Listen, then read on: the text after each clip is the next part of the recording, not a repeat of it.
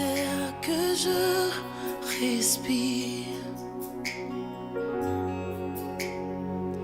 cet air que je respire, cette pleine présence. Bonjour à tous et bienvenue sur votre chaîne.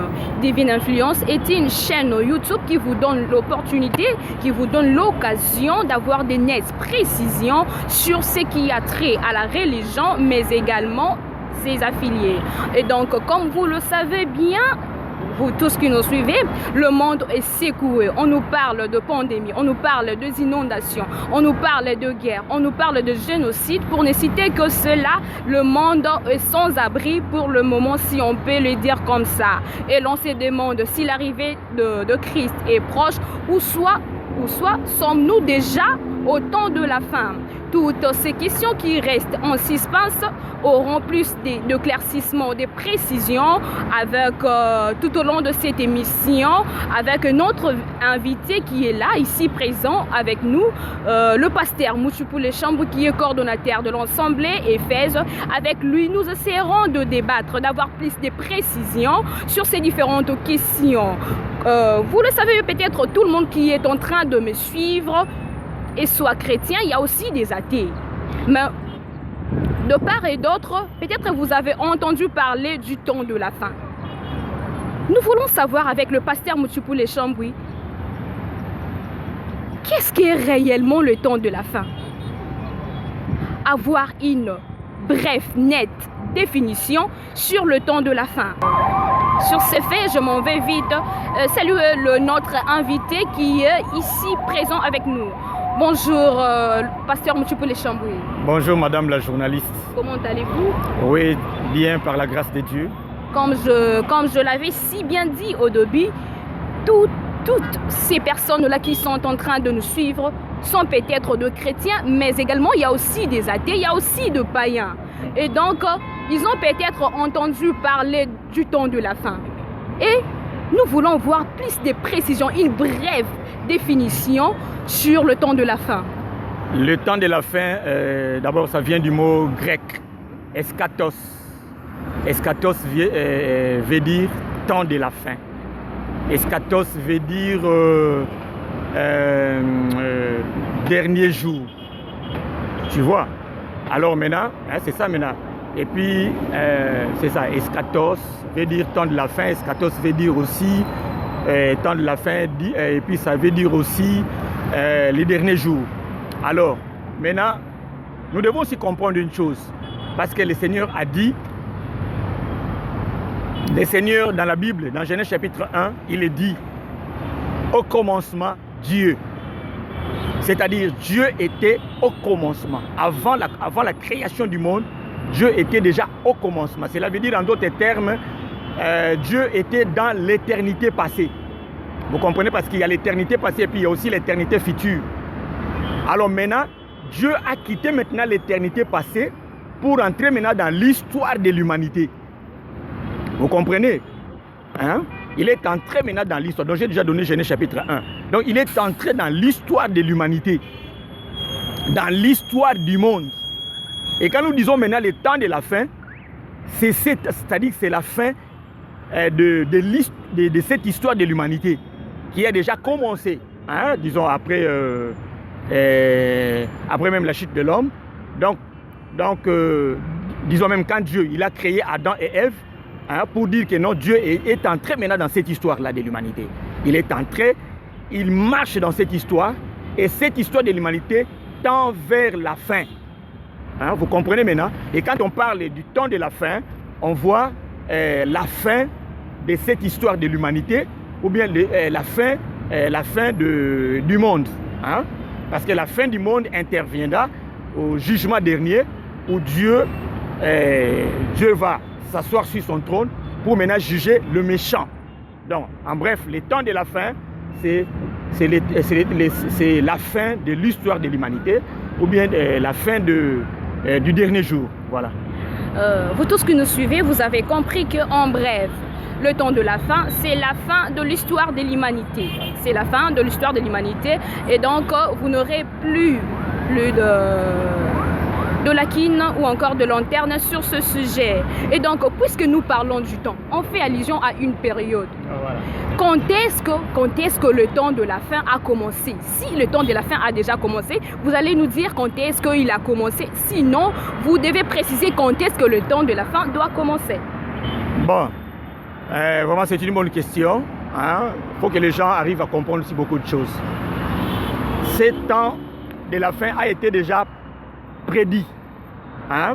Il y a même Enoch qui avait reçu le message de l'enlèvement.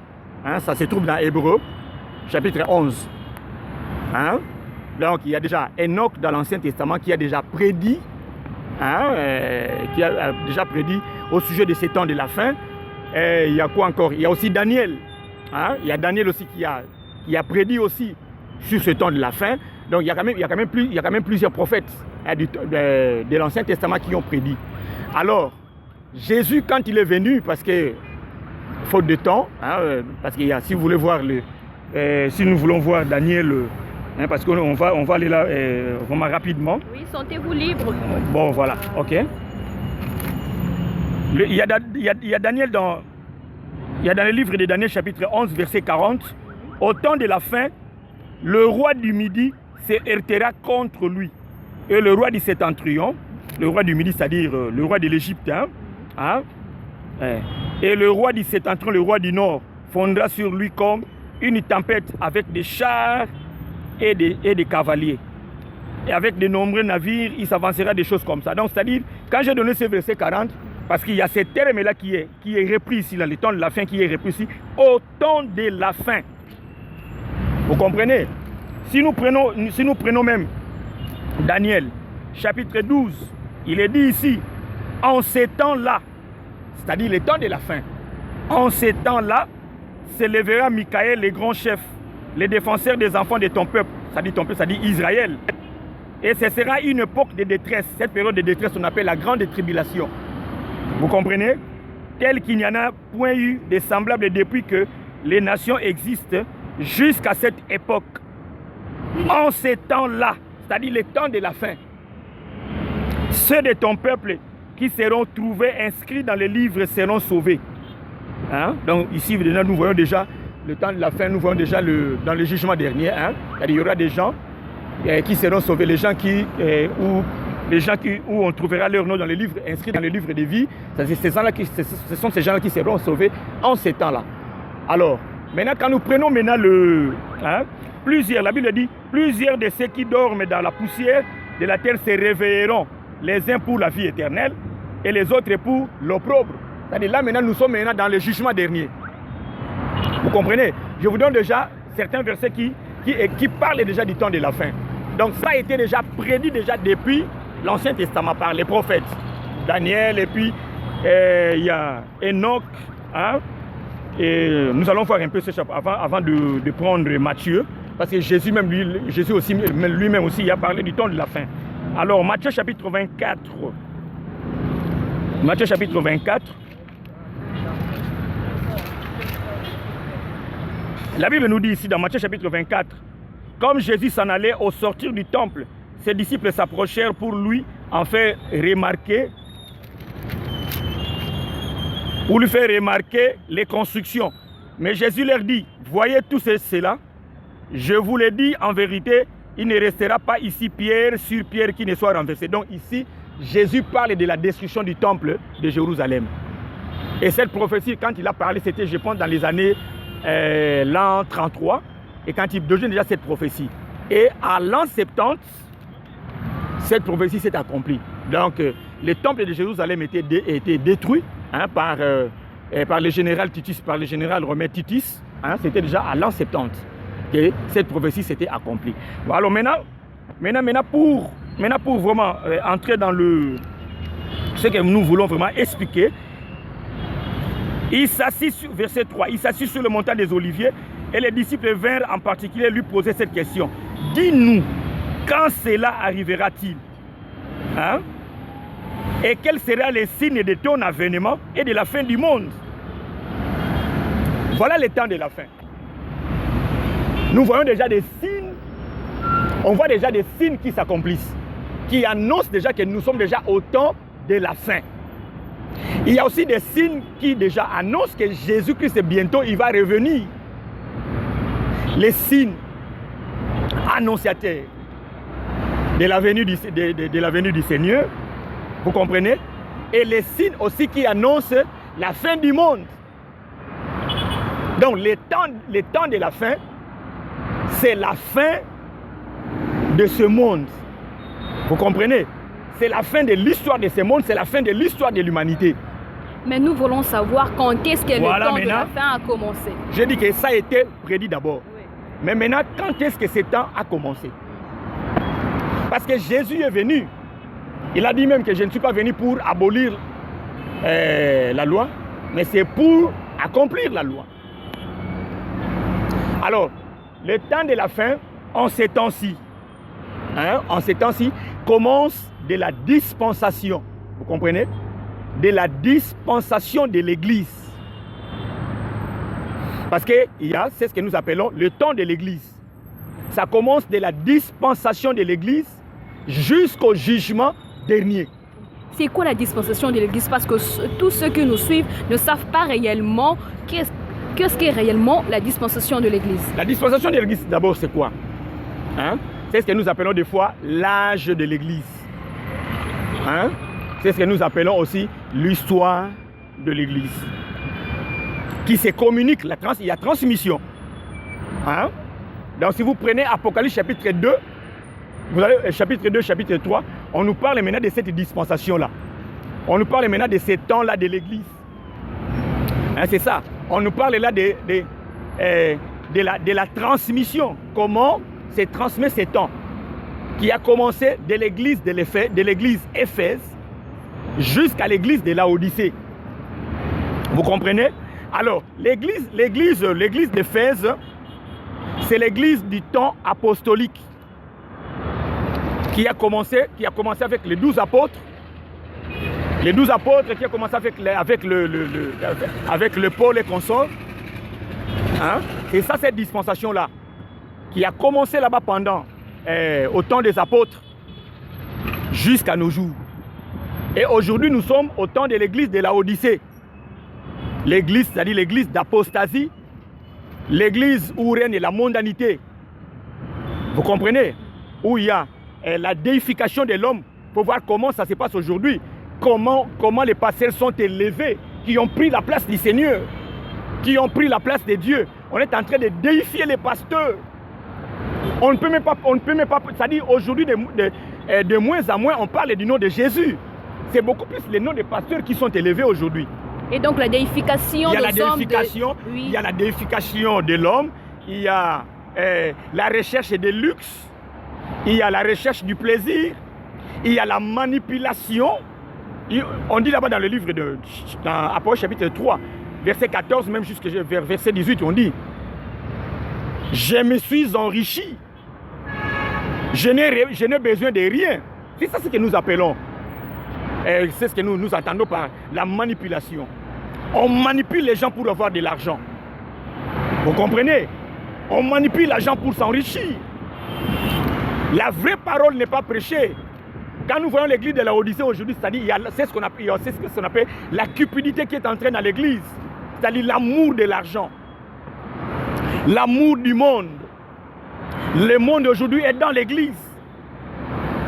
On ne sait même plus faire la différence entre le vrai chrétien et les faux, entre les vrais pasteurs et les faux. On ne sait même pas faire la différence entre la vraie église et la fausse.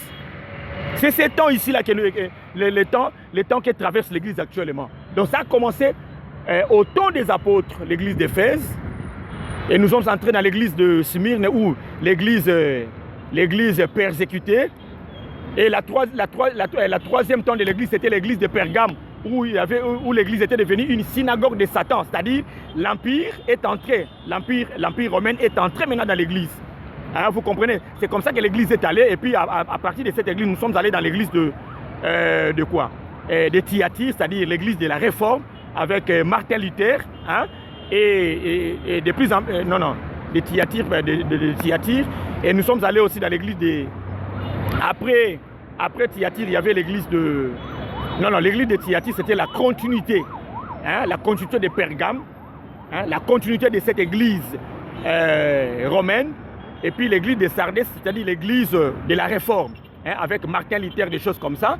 Et puis on est allé maintenant dans l'église de quoi? L'église de Philadelphie, c'est ces mouvements de réveil, hein, des mouvements pentecôtistes qui a commencé depuis 1906. Et aujourd'hui, nous sommes maintenant au temps maintenant de l'église de Laodicée, où il y a la mondanité, des choses comme ça, comme j'ai déjà cité bien avant. Face à tout ce que vous avez cité, la déification de l'homme, vous avez parlé de l'amour de l'argent, la cupidité et autres. Comment doivent se comporter les chrétiens face au temps de la fin? Non, il faudrait aussi que maintenant, avant de répondre à cette question, il faudrait aussi que les gens arrivent à comprendre. Parce qu'on est tellement ignorant de beaucoup de choses. C'est-à-dire que ce temps de la fin commence, comme je dis, de la dispensation de l'Église. Après la dispensation de l'Église, de la dispensation de l'Église jusqu'à l'enlèvement de l'Église. Ça, c'est la première période. Parce qu'au moins, cette période est eschatologique. La deuxième période, c'est la tribulation, où il y a le règne de l'Antichrist. Vous comprenez?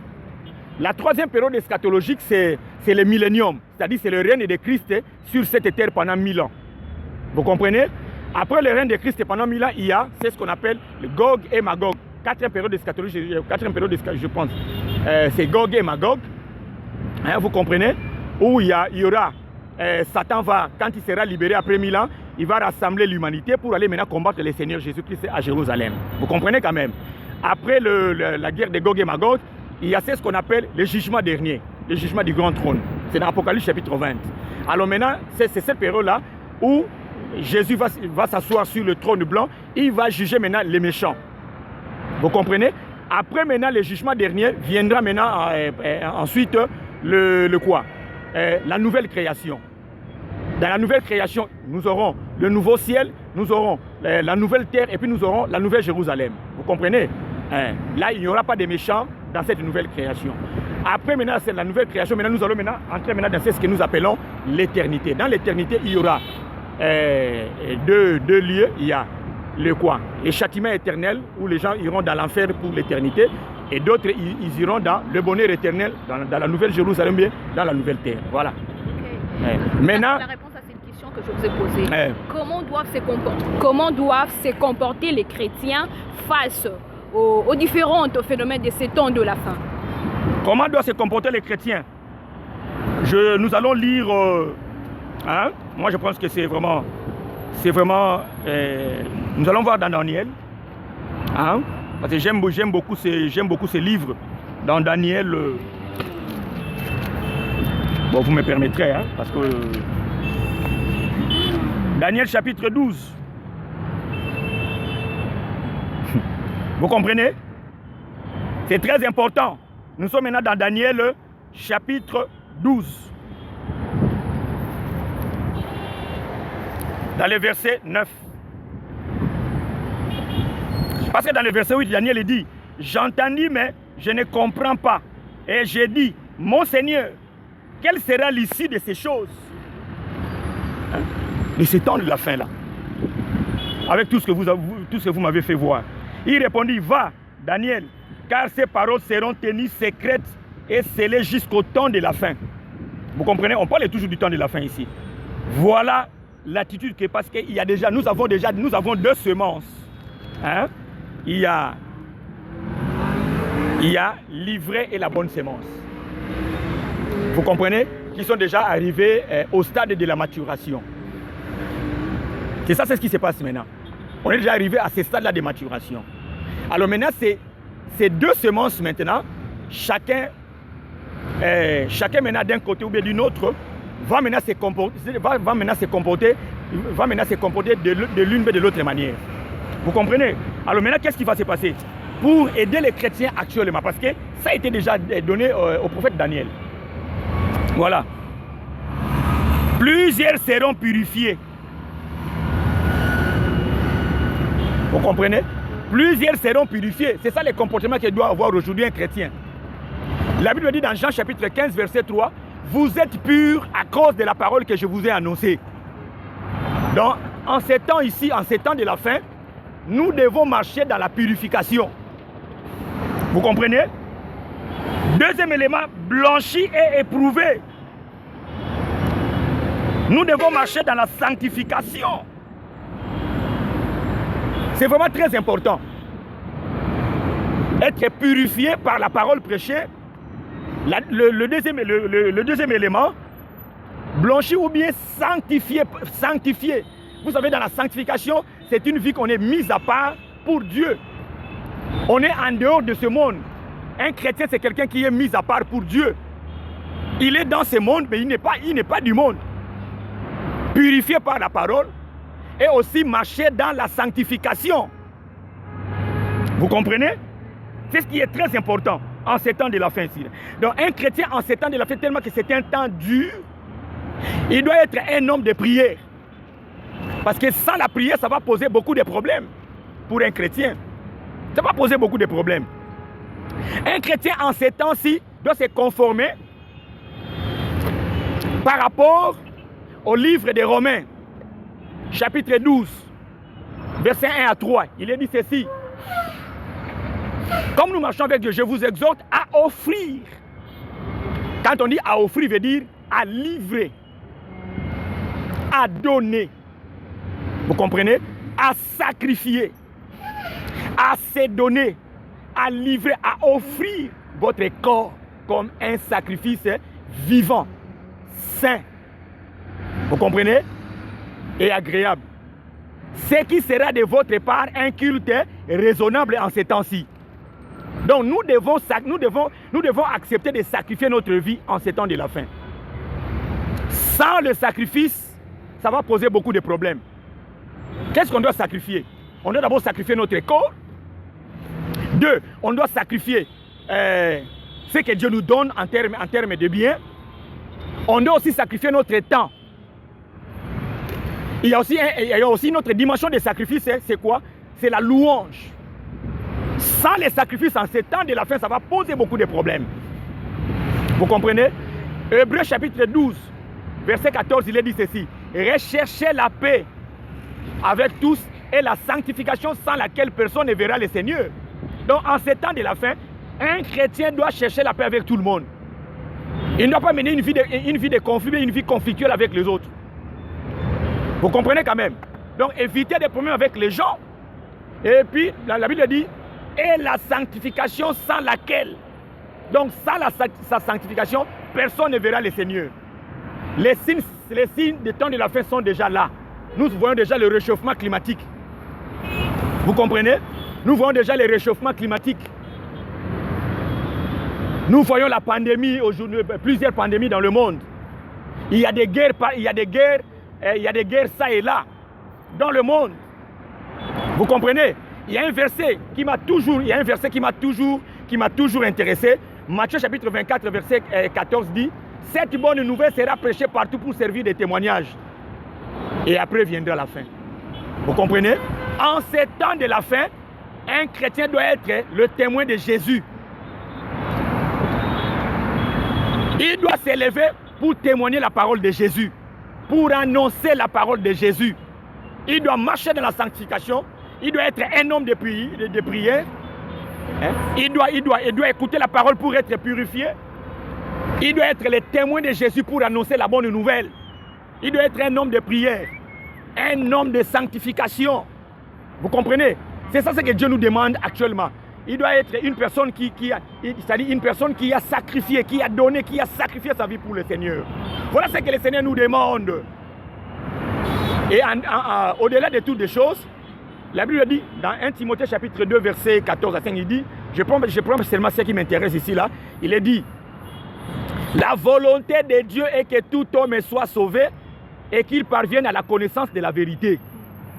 Parce qu'elle est même dit, dans le chapitre 12, la Bible dit, la connaissance augmentera.